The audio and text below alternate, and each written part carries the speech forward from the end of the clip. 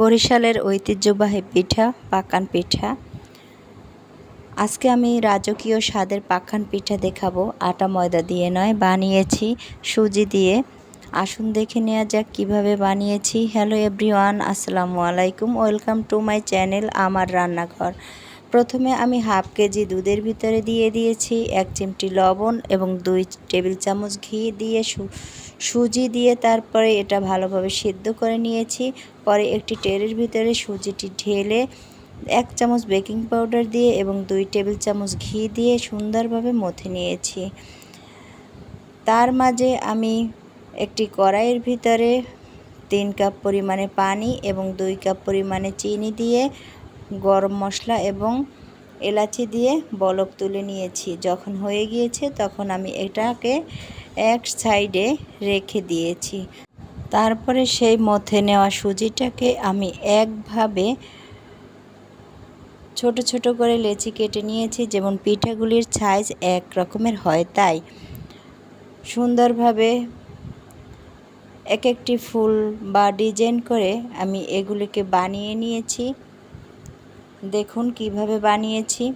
আমার ভিডিওটি যদি আপনাদের ভালো লাগে তাহলে ফেসবুক পেজ থেকে দেখলে একটি ফলো দিয়ে যাবেন এবং ইউটিউব চ্যানেল থেকে দেখলে সাবস্ক্রাইব করে অল বাটনটি ক্লিক করে দেবেন, তাহলে নিত্য নতুন ভিডিও পৌঁছে যাবে আপনার কাছে।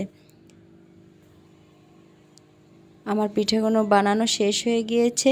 এবার একটি কড়াইয়ের ভিতরে তেল ঢেলে দিয়েছি। তেলটি যখন গরম হয়ে গিয়েছে তখন আমি এর ভিতরে একটি একটি করে পিঠা ছেড়ে দিয়েছি। তারপরে এগুলোকে আমি ভেজে গোল্ডেন কালার করে নিয়েছি। যখন গোল্ডেন কালার হয়ে গিয়েছে তখন আমি পিঠাগুলি উঠিয়ে নিয়ে দিয়ে দিয়েছি আমার বানানো শিরার ভিতরে। আমি এই পিঠাগুলিকে ততক্ষণ পর্যন্ত ভিজাবো তো যতক্ষণ আরেকবার পিঠা তেলের ভিতরে দিয়ে ভাজতে যত টাইম লাগবে তত টাইম পর্যন্ত আমি এই পিঠাগুলিকে ভিজিয়ে রাখবো। প্রথম ব্যাচের পিঠা আমার ভিজানো আছে এবং দ্বিতীয় ব্যাচ আমি ছেড়ে দিয়েছি। এখন দ্বিতীয় ব্যাচের পিঠা আমি ছেড়ে দেওয়ার পরে আগের যে পিঠা কয়টি ভিজানো ছিল সেই পিঠাগুলোকে আমি তুলে নেব। এটি বেশি টাইম ভিজিয়ে রাখবো না, কারণ আমি এই পিঠাগুলি ময়দা দিয়ে বানাইনি, বানিয়েছি সুজি দিয়ে। দারুণ মজার সেই পিঠা, দেখতেই ইয়ামি লাগছে। রাজকীয় স্বাদের সেই পাক্কন পিঠাগুলি দেখে নিন কেমন লাগছে।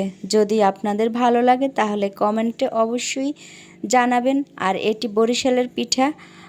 আপনারা কোন জেলা থেকে দেখছেন অবশ্যই কমেন্ট বক্সে জানাবেন। আপনাদের কমেন্ট আমাকে উৎসাহ জাগাবে। যদি আমার ভিডিওটি ভালো লাগে তাহলে বন্ধুদের মাঝে শেয়ার দিন। আমার ভিডিওটি যেন দেখে তারা একবার হলেও ট্রাই করতে পারে। সবাই ভালো থাকবেন। আবারও আসবো নতুন কোনো ভিডিও নিয়ে, দেখার আমন্ত্রণ রইল। আল্লাহ হাফেজ।